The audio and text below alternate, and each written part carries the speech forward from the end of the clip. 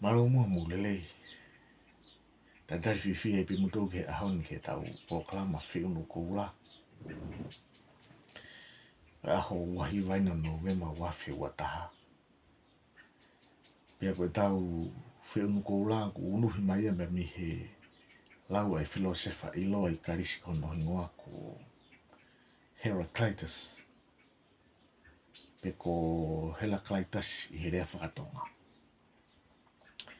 Na tupu hake tangata ko ni i karisi he kolo ko Ephesus. I he senturi nima tolu nima before Christ. Ki mua e kalaisi. Pena e kaua Heraclitus i whakatotolo ki he toka aterini whakafilosofia na iloa ko e metaphysics. Pe ko e stati ki he existence pe mo being. Pena e omai rewa e Heraclitus e ne ngahi ulau mahu inga koe ni. Uluaki, ko mea ko toa pihe maamani ko ni, na e tupu pa mihi afi. Ko hono ua, ko mea ko toa pihe maamani ko ni, o kuririu.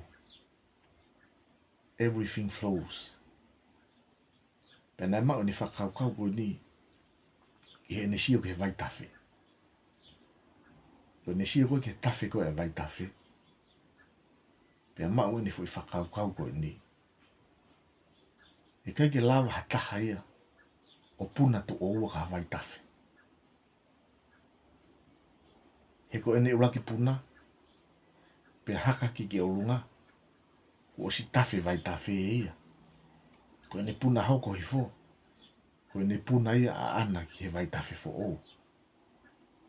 Pea ne o mai ai, e Heraclitus ene lau ko ni. No man ever steps in the same river twice. No man ever steps in the same river twice. He ikai lava hata, o puna to oua, ki hawai tafe.